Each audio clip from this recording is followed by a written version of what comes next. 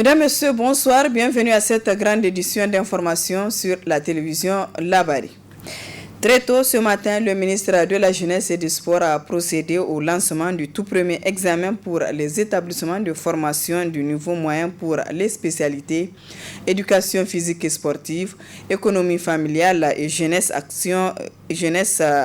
activités culturelles. C'était à l'INJS en présence de plusieurs invités. Le compte rendu avec Ibrahim Boubacar et Halidou Bourema. C'est par ces quelques mots du gouverneur de la région de Niamey et l'ouverture de l'enveloppe scellée contenant les premières épreuves qu'a débuté la toute première session de l'examen unique pour les établissements de formation du niveau moyen pour les spécialités EPS, EF et JAC, les instituts nationaux de la jeunesse, du sport et de la culture INJSC. Occasion pour le ministre de la Jeunesse et des Sports de retracer les réformes entreprises et les dispositions prises pour que cet examen soit propre. C'est une première édition, cette édition, c'est-à-dire de réformer les examens au niveau du ministère de la Jeunesse et du Sport. Donc c'est ça qui a permis à ce que nous puissions aboutir à un examen unique qui va permettre à ce que nous ayons vraiment des diplômes beaucoup plus crédibles et permettre aussi de renforcer l'éducation. Rappelant les attentes des plus hautes autorités, le gouverneur n'a pas manqué de préciser la présence de la Halcia pour la crédibilité des examens. Le souhait le plus cher aux plus hautes autorités de notre pays, nous l'avions constaté ce matin. Les candidats, en tout cas, se sont adaptés et c'est déjà une tradition pour qu'on ait toujours ou qu'on organise des examens très crédibles, transparents. La présence de la Halcia, c'est ça surtout qui motive les élèves à compter sur eux-mêmes. Ils ont vu l'exemple avec la session du baccalauréat l'année passée. Je leur ai rappelé au niveau de la salle qu'ils savent que beaucoup croupissent au niveau de nos jeunes pour faire des tricheries. Donc ça a été, je crois, une leçon qui les a beaucoup marqués. C'est déroulant sur toute l'étendue du territoire national pour une durée de 3 jours pour la partie théorique. Cet tout premier examen compte un total de 799 candidats. Ainsi, en plus du gouverneur aux côtés du ministre de la Jeunesse et du Sport, il faut noter la présence du ministre de l'Enseignement supérieur et de la Recherche.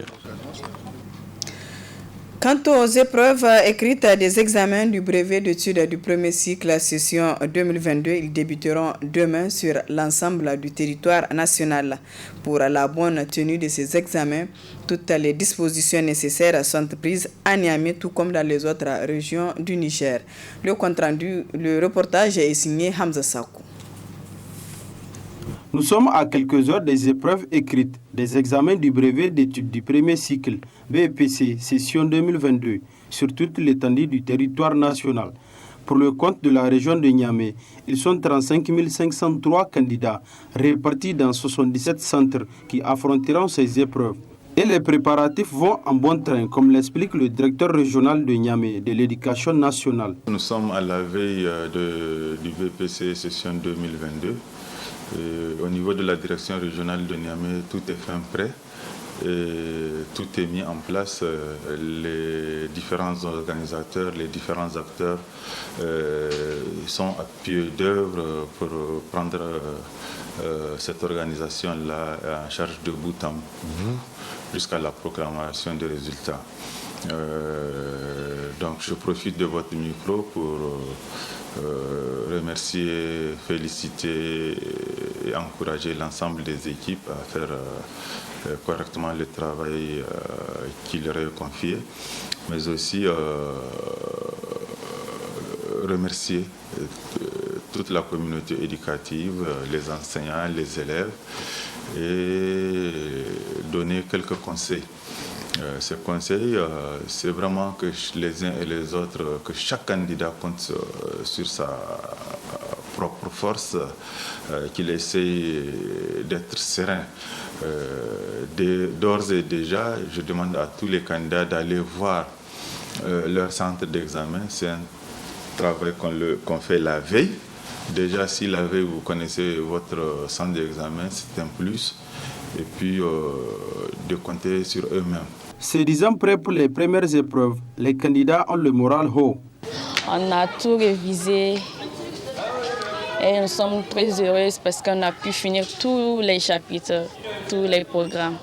Vraiment, on a fini les programmes, on a tout fait, donc il suffit juste un peu réviser et puis c'est tout. Confiant? Oui. On est prêt parce qu'on a tout révisé. Pour rappel, il est formellement interdit à tout candidat d'être en salle avec le téléphone portable, faute de quoi tout contrevenant s'expose à la réglementation en vigueur. Bonne chance donc à tous les candidats.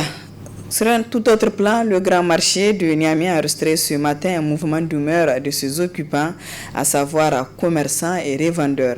Il s'est agi pour ces manifestants de décrier à travers cette action l'absence de sécurisation pour leur commerce.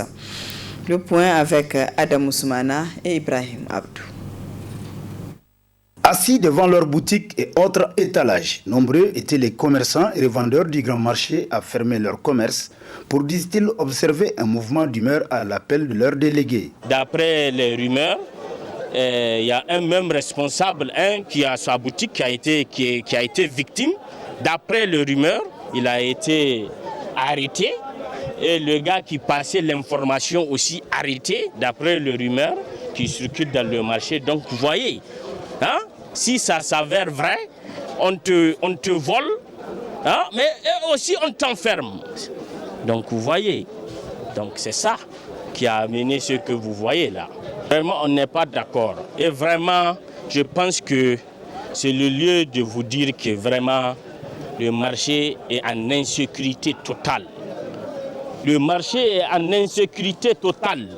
Si la Socogem ne peut plus assurer la sécurité de nos boutiques, qu'ils nous disent on va prendre un vigile. À cette occasion, ces manifestants n'ont pas manqué de lancer un appel aux autorités compétentes. Vraiment, moi je pense que ça, au plus haut niveau de l'État, pourquoi aujourd'hui le grand marché apparemment presque est fermé, c'est le poumon aussi, c'est le poumon économique du Niger, fermé, c'est pas la peine. Donc vraiment l'État doit frapper fort. J'interpelle le président de la République. Ça là, c'est des choses qu'on ne doit pas laisser passer. Quoi qu'il en soit, cette guerre n'est pas de nature à arranger la situation de cet important centre commercial. Il urge alors que les uns et les autres reviennent à des meilleurs sentiments.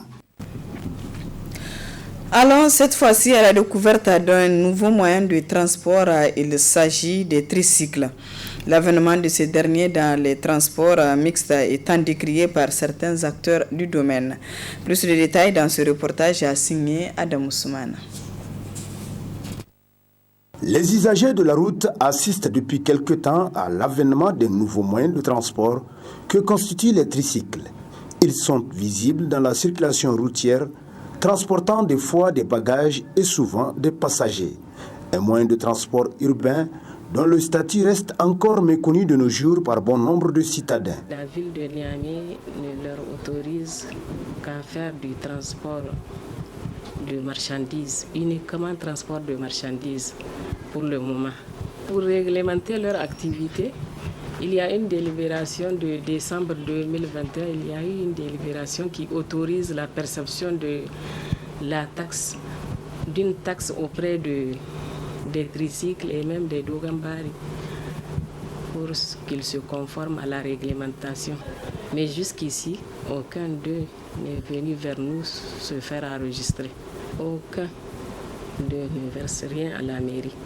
Une situation que ne cesse de dénoncer les syndicats de taxi de la place, pour lesquels d'ailleurs cette pratique rentre dans le cadre de la concurrence déloyale.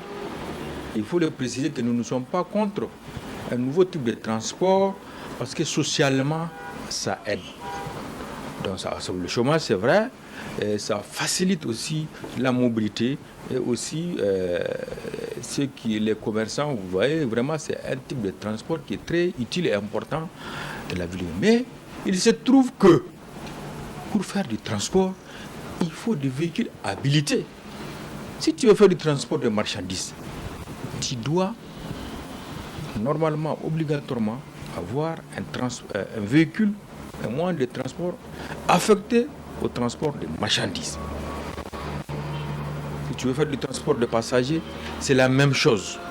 Mais au-delà de la défense des intérêts des uns et des autres, un autre aspect lié à ce nouveau type de transport mérite également une attention particulière. Je pense qu'il y a un aspect aussi sécuritaire qu'il faut voir.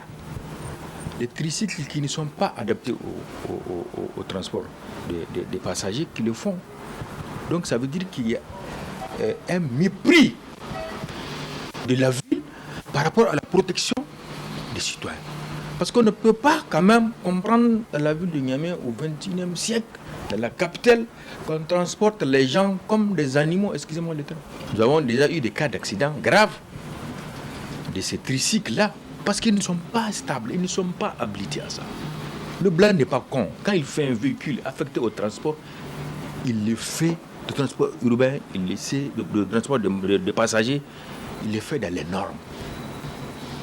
Et dans les autres aussi types. Donc on ne peut pas mélanger les transports, on ne peut pas faire des transports mixtes. Aussi, force est de constater qu'au moment où les autorités au plus haut sommet tentent d'éradiquer le phénomène de rodéo dans la ville de Niamey notamment, il n'est pas rare de voir les conducteurs de ces tricycles s'adonner à des jeux avec leurs engins.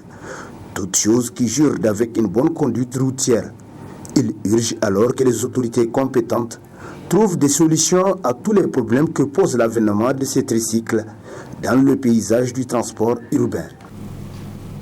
Fin de la première phase du projet Afrique Kibarou du CFI. Le groupe de presse Labari fait partie des organes de presse retenus dans la mise en œuvre de ce projet.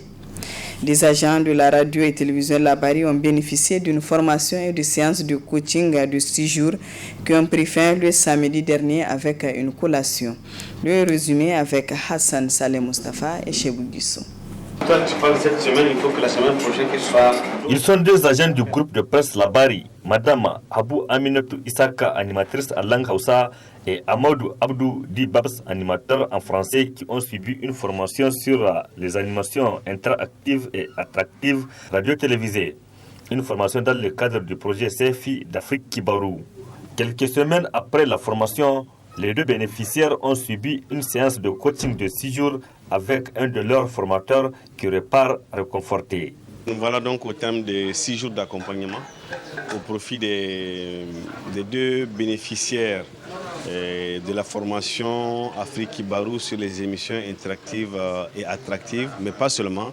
Au-delà d'eux, cet accompagnement a concerné d'autres animateurs et journalistes de la radio, mais aussi de la télévision Labari, qui ont été très intéressés par ce qu'on a pu faire pendant ces 6 jours. La présence ici à Labari m'a réjoui. À la fin de ces 6 jours d'accompagnement, je sors totalement satisfait du degré d'implication non seulement des responsables de la structure, mais aussi des journalistes, des techniciens, des réalisateurs. En tout cas, tous ont montré de l'intérêt pour ces émissions interactives. Tous ont pris conscience qu'il faut que nous changions notre façon d'animer nos émissions dans nos médias. Et je pense, j'espère en tout cas que là-bas, il sera l'un des premiers médias à animer des émissions interactives professionnelles respectant toutes les règles d'éthique et de déontologie d'émissions interactives. Afrique Kibarou, un projet auquel le groupe de presse Labari est adhéré dans le but d'améliorer la qualité des émissions radio-télévisées pour servir davantage les auditeurs et les téléspectateurs. C'est pourquoi les responsables de ce groupe de presse se réjouissent après ces 6 jours d'accompagnement. Les animateurs formés ont restitué aux autres. Et nous voilà aujourd'hui la fin d'une semaine de coaching avec le formateur M. Ali Abdou. Au terme de la première phase du projet Afrique Kibarou de CFI, la satisfaction s'est lue d'abord sur le visage du formateur et ensuite sur le visage des bénéficiaires. Pour finir en beauté, une collation a été offerte à cet effet. Vivement la deuxième phase du projet. Voilà, mesdames, messieurs, ici prend fin ce journal. Merci à vous de l'avoir suivi et excellente soirée en compagnie du programme de la télévision Labari.